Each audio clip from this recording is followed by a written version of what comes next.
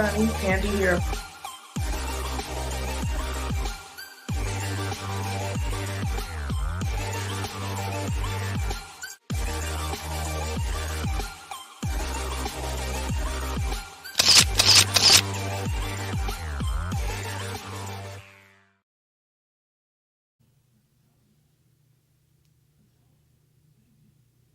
Hey, everybody.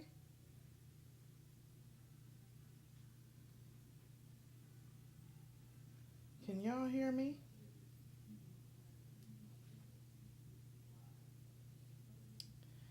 Let me know. Let me know. I'm trying to make sure that you all can hear me okay.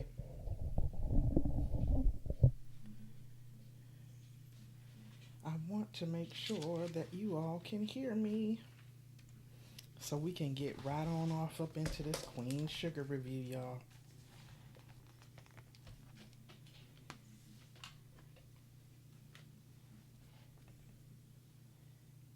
Oh, the ads, the ads.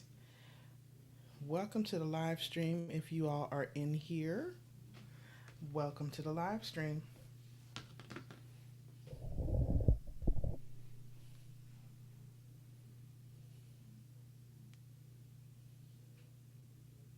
Can you all hear me okay?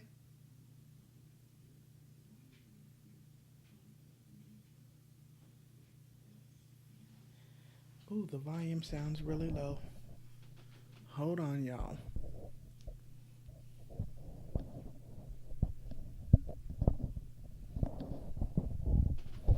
Let me adjust it.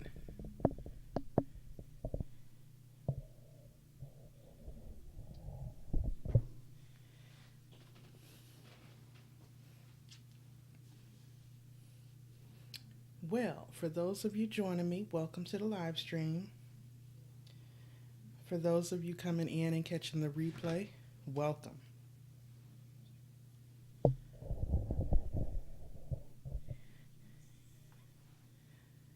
I am using a different mic system tonight, so I hope the volume is okay.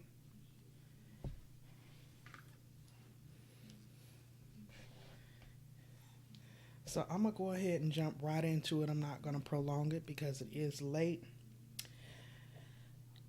Give me just one moment here, y'all.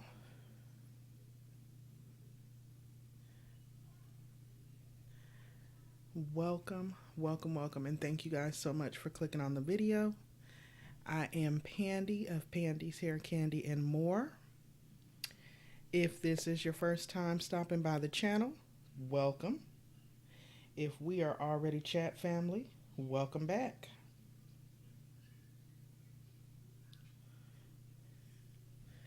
Let me get into these comments.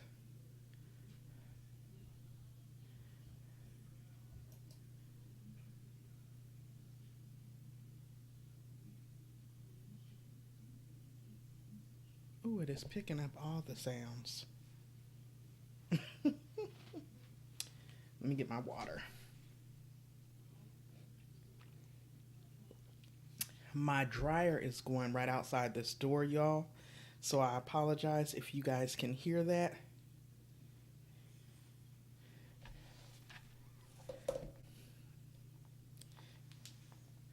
So initially, I'm going to jump right into my notes.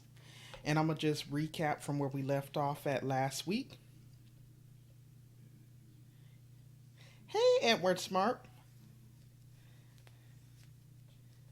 Welcome. Thank you so much for coming in. I don't know if you watch Queen Sugar, Edward Smart, but I am going to give a quick recap and review of the show. And I'm also testing out my new mic system. So hopefully it sounds nice and clear.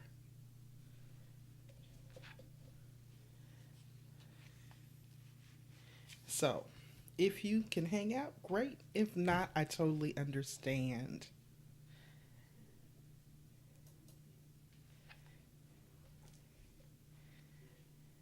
All right. So we are recapping Queen Sugar. We are in the season 5 premiere. Episode 1 just premiered. Oh, you never seen the show? Oh my God, it's a really good show, Edward Smart. It's about a family based out of New Orleans. They are in the sugarcane business. However, there's a bunch of different twists and dips, and it's taken several different mini stories out of the one main story. Typical evening drama, but it's really good. And because it's produced by Ava DuVernay, because they were in the middle of the outbreak last March when they began filming this season, they ended up having to rewrite the script. And so they kind of wrote the pandemic into it. So I'm going to recap and then we can discuss. So last week we saw that Nova, one of the sisters, of course, she cut her locks off. We discussed that. Charley has now cut her hair as well, the other sister, and the brother, Ralph Angel. They are the three siblings in the story. Hey, Primpin' Ain't Easy TV. I did not expect to see you here. You know how busy you are. And Jaden, sir. Jaden, sir, I don't know how you snuck up in here. But, you already know. You must have done created a whole new account. So we're not going to start doing the retract message thing. Because I'm not going to have all that in the chat, buddy. I appreciate you coming over to support. But if you put in a message, just put a message. Okay? Welcome, everyone. All right, y'all. So is the audio okay? Is everything nice and clear?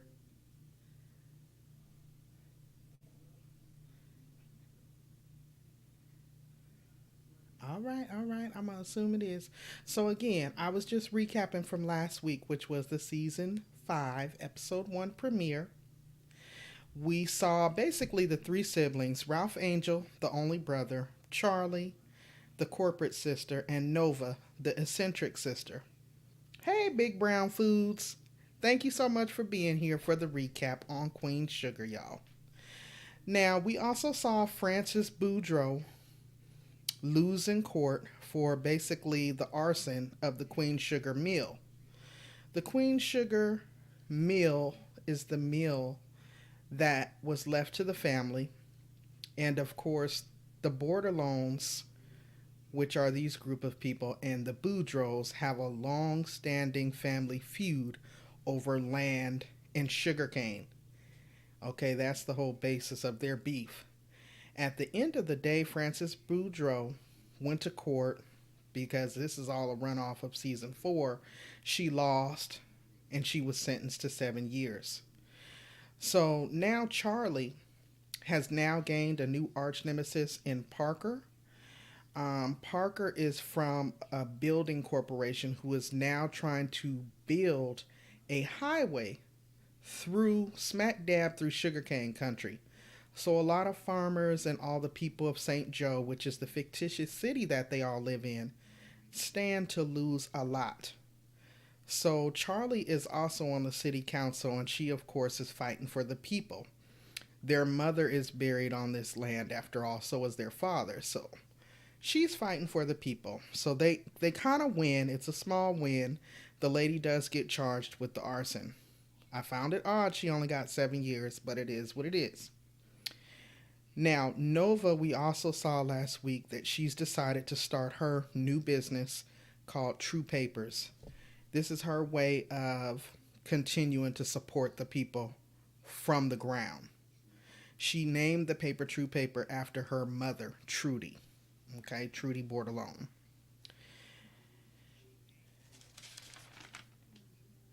So tonight, what we basically saw was, I'm sorry, I'm giving y'all the information. I'm just trying to segue from where we left off last week. Parker is the building developer that's trying to build this highway smack dab into their land, okay? And a lot of people would be displaced lose their source of income, their land, and so on. She claims that she wants to negotiate with Charley, but they just, for whatever reason, they don't want to trust it. Now, Mr. Prosper, Hollywood, and Ralph Angel are still working diligently to build their little spot. I think it's going to be called The Real Spot. It is going to be a place for men to gather and hang out and socialize and kind of support one another. It's going to be like, women, we have places like this. They thought it would be fitting for men to have a place like this. So they're working on that. Now, Nova and her man, Calvin, they're kind of playing house.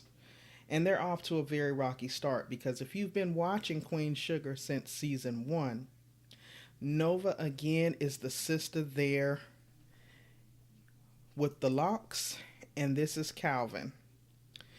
So as you can see, they are an interracial couple.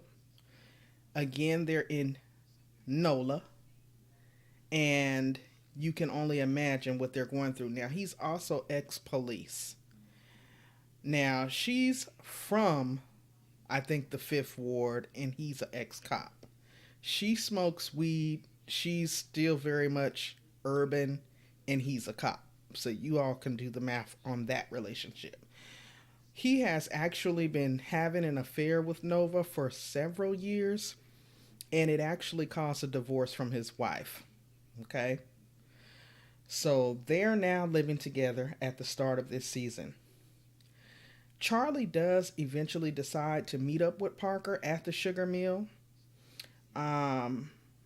And Charley's thought process is that if she brings Parker to the mill and lets her actually see the damage from the arson, that she will somehow change her mind on the building development. It, of course, is not going to work. Parker comes at her with a shady deal that the Beckington Group has put out on the table, basically to buy the people out of the land. She tells him that she doesn't want in. Parker asks her, okay, so do you basically speak for everyone in St. Joe? And she tells her, yeah. So she pretty much walks off. The deal is null and void, okay? Now next we see Nova pressuring Calvin to meet up with his family. Now, keep in mind, this is NOLA. They're an interracial couple. Now, the whole time he's been procrastinating and trying to stall for whatever reason, one can only guess, from her actually meeting up with his family. Something tells me that, they're not going to be as accepting of their interracial arrangement as her family has been towards him. Hey, it's all hot air. Thank you so much for popping in. I was just recapping last week's season premiere of the show, and now I'm going to get into what took place tonight. So welcome in everyone, and thank you all for being here. And if you have not done so, please don't forget to blow dry on my like button. That is the thumbs up, and definitely feel free to engage in the conversation. So tonight's episode began with us seeing Ralph Angel proposing to Darla, which is, we thought, his son Blue's mother, but we learned a couple seasons ago that when Darla was heavy off up into her addiction, she was raped at a college party and she doesn't know who Blue's dad is. However, when she was out in the streets because of her addiction, Ralph Angel has been raising Blue since he was a baby. And he has decided to accept her for who she is. She's now in recovery, and they're trying to work through things and work things out. So he raises Blue as his son. So he's now at the point where he is now proposing. Yeah, they actually seem like it might work this time. It's all hot air. I remember there was so many different women I wanted to see Ralph Angel with, but it might work this time. We shall see. Now, Charley has showed up at Parker's office at the Beckington Group because she had a meeting there scheduled with her. Hey, Jennifer Miller, welcome in. Welcome in. Thank you for coming. And of course, the receptionist tells her she's cleared her schedule. She's not even in town. So for some reason, she has bailed. Like she took a flight to New York the night before, just out of nowhere. Didn't bother to call her, nothing. She just up and bounced. Next, we see Nova finally going with Calvin to meet his family. Now, he did share with her that his grandfather is not the nicest person, and it's going to be his grandfather's 85th birthday. So, this is an 85-year-old white man in NOLA who is not the nicest person. And this is going to be the very first time that his family is meeting her, the interracial couple. You know, allegedly, she's been dating him for several years while he was married. This is their first exposure. She's never even met his children. So this will not only be the first time that she's meeting the grandfather, the parents, she's also going to be meeting the children for the first time. So, we then see Hollywood and Mr. Prosper still working diligently at the man spot. And Mr. Prosper is visually worried about something, and Hollywood kind of questions him like, man, what's good? Is everything okay? And they're playing like little clips from the radio and the news. They're talking about the virus up in Seattle. And as we all know, a little over a year ago, that's where everything started. And like I said at the beginning, when they began to film this season, that was fresh smack dab in the middle of the outbreak. So they had no other choice but to write it into the script. So Mr. Prosper shares that, he's a little bit worried about this virus that they're hearing about up in Seattle because of the fact that they say it's very dangerous for the elderly. And we do know that Mr. Prosper is their father's good friend. Their father passed on, I believe, in season 2. So he's up in age. Okay. Now, again, I already told you guys that this was filmed right at the height of the outbreak. So they wrote it in. Now we next see that Charley has figured out through some intel that she had to recoup that Parker has in fact bounced on the last flight later that night before back to New York. We then see that Calvin does decide to bring Nova, that's who's on the screen, Calvin and Nova, to his family's home. That's the mother off in the background, kind of glaring. And when they walk into his mother's home, instantly a few men walk right past them, like they don't even acknowledge her. They don't acknowledge him. They just walk past. So you could immediately feel the shade, and the tension was thick. You could cut through it with a knife. Nova is also meeting Calvin's children for the first time. And even though they have a genuine love for each other, it's pretty awkward because no one in his family was even aware that, I guess, she was a black woman that he was bringing. Now, they bounce back to the farm, and there we see Charley is sitting down with Darla, kind of giving her pointers and job search tips because she's trying to get back on her feet.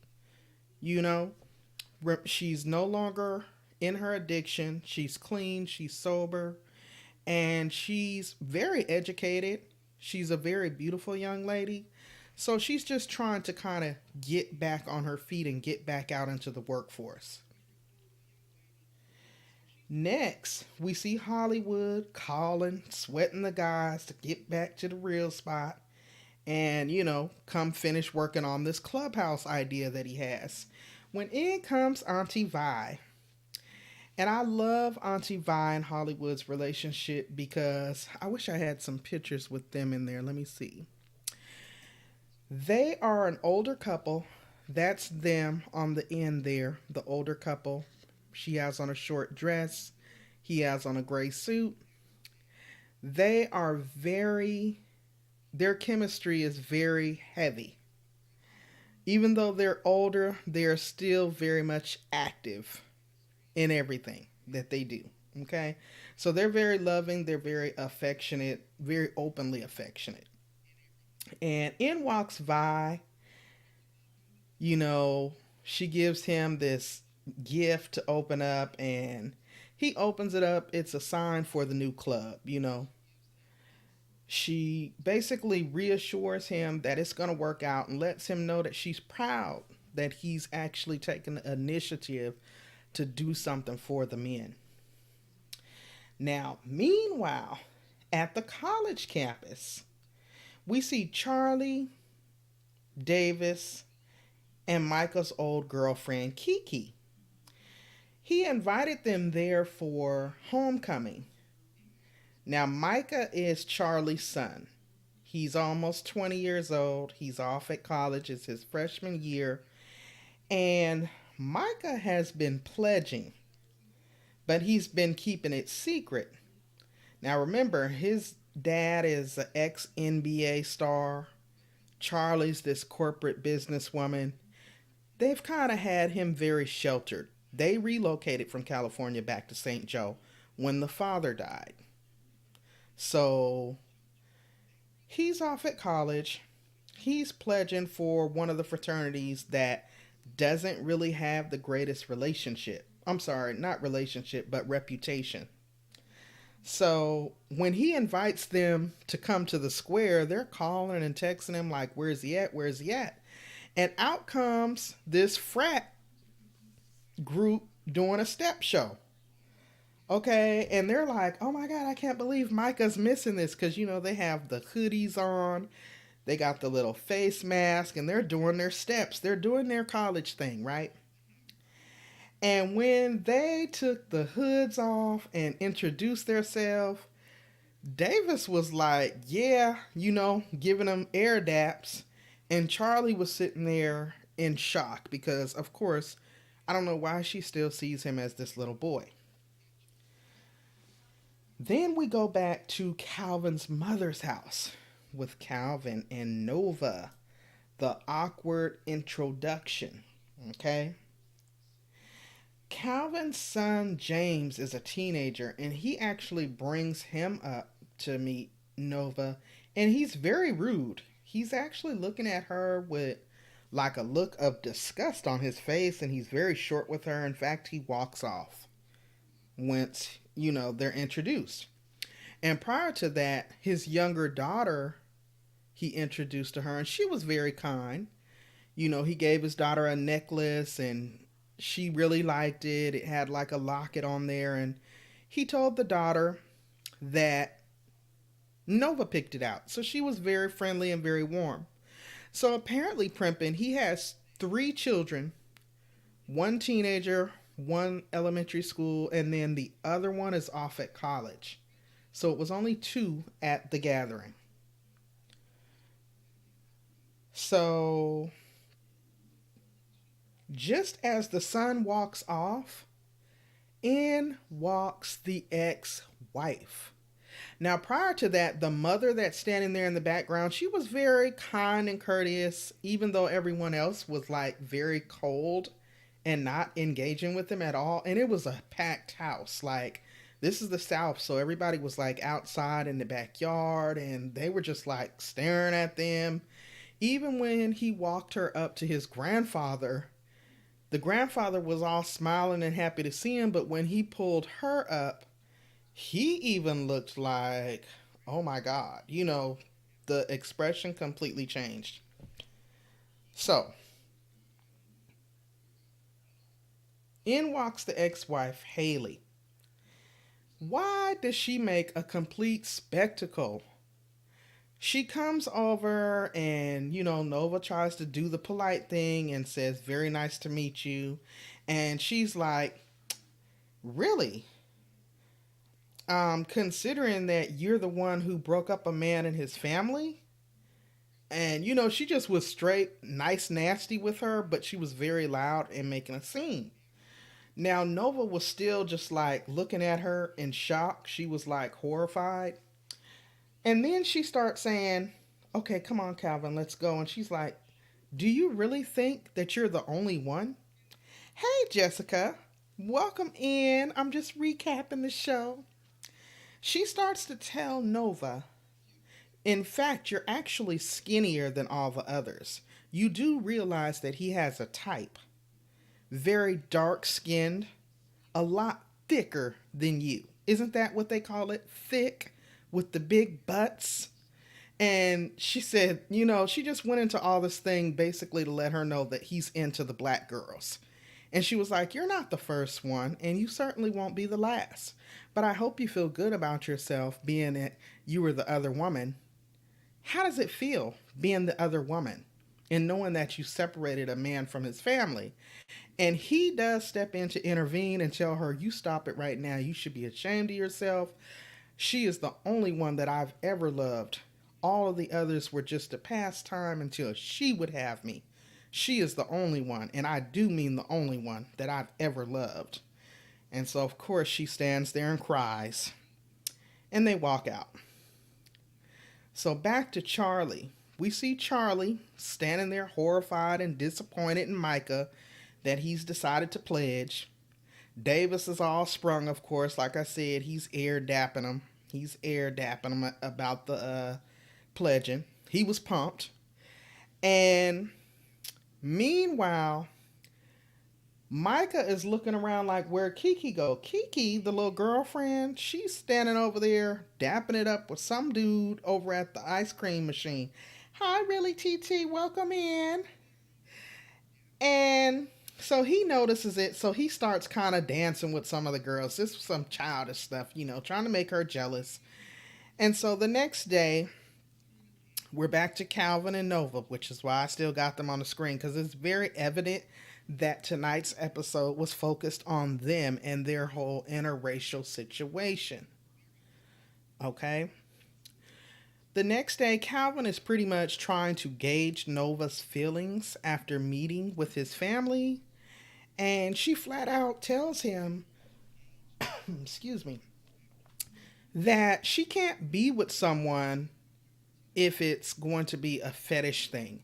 And she starts to ask him, like, how many other black women has he been with? And, all these years that they've been seeing each other, why didn't he feel the importance to tell her? Why did she have to find out the way she did with his wife, the ex-wife?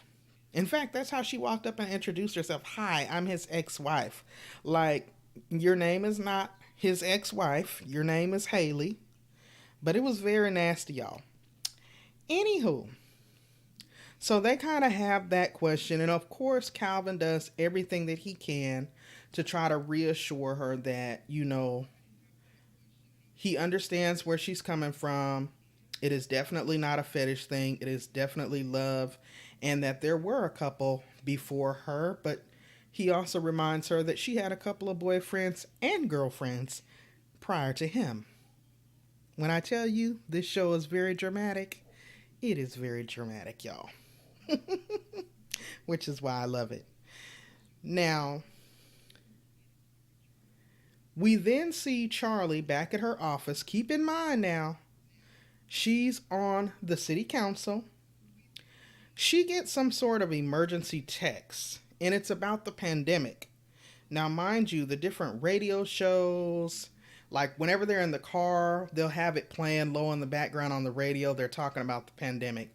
Whenever they're in the house, they'll have it playing low on the TV. So they're definitely putting out subtle cues to prepare us that it's going to be featured in this show, in this season. Okay? So she gets the text, and then we see Darla. She's standing up in the mirror. They're back at Ralph Angel's house on the farm, the house the daddy left them.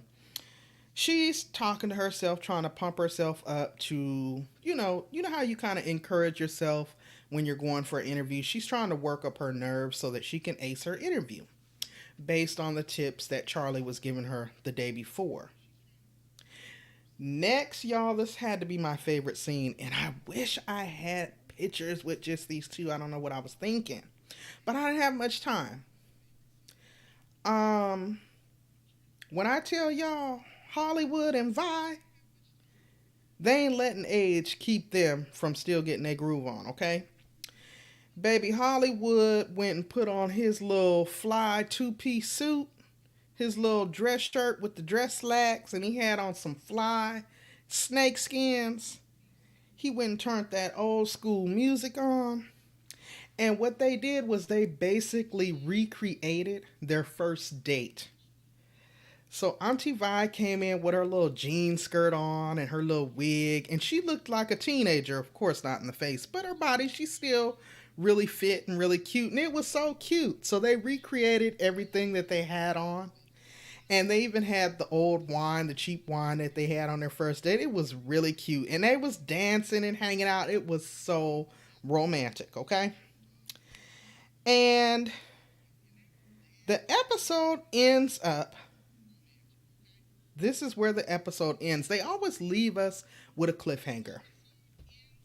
The episode ends with Charley sitting down looking stressed out in her office, and she starts to make phone calls to everyone.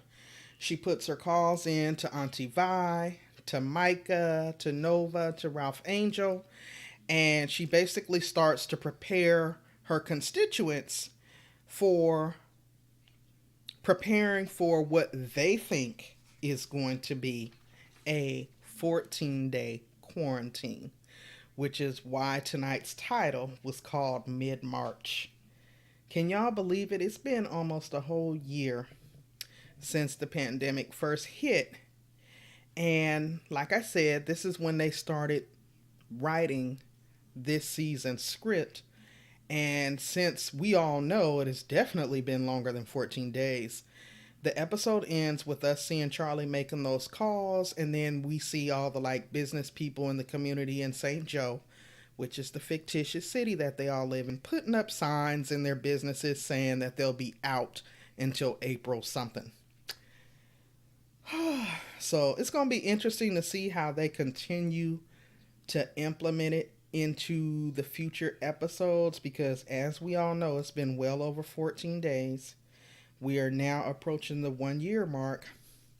But that was tonight's episode in a nutshell, you all. And I thank you guys all so much for being here and listening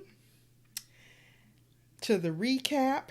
If you guys love a good drama series, I'm telling you, Queen Sugar is good. It is so much better than when they first started.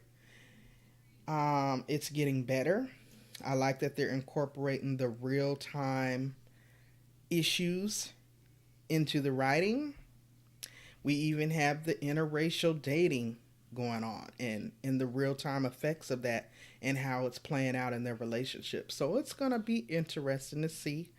I, of course, Pandy of Pandy's Hair, Candy, and More, will definitely be keeping y'all lit with all the recaps and reviews. I'm going to try to be consistent with coming on each evening, well, each Tuesday evening, a good half an hour after the show. I've already got them scheduled to come on and recap with y'all and chop it up because I love the show. I'm so glad they brought it back.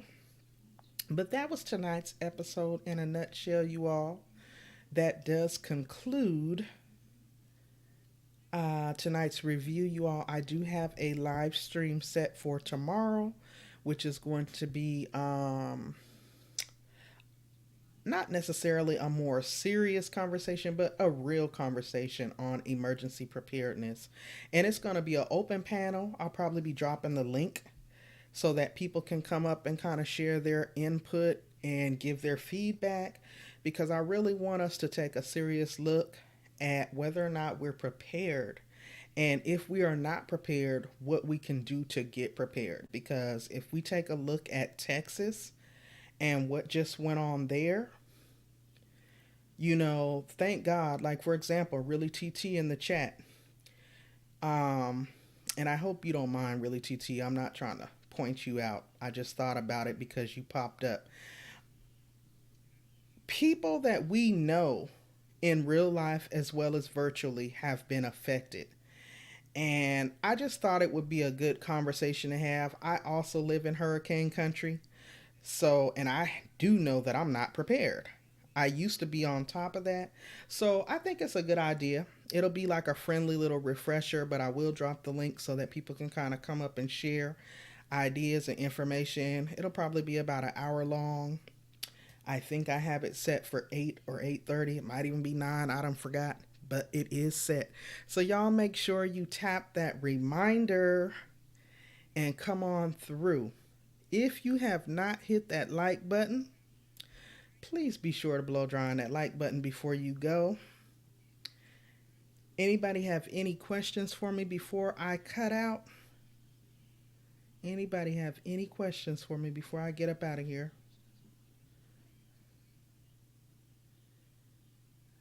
If not, I'm going to go ahead and head out.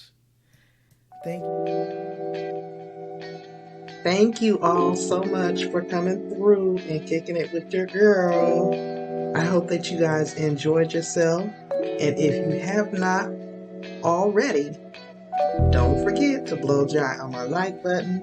And if you have not subscribed to the channel, what are you waiting for? It is free 99 after all. Make sure you double tap on that notification bell so that you are notified each and every time I go live over here and when new content is added to the channel. Until next time, stay safe everybody, stay encouraged, and I will see you all in the next one. Bye-bye.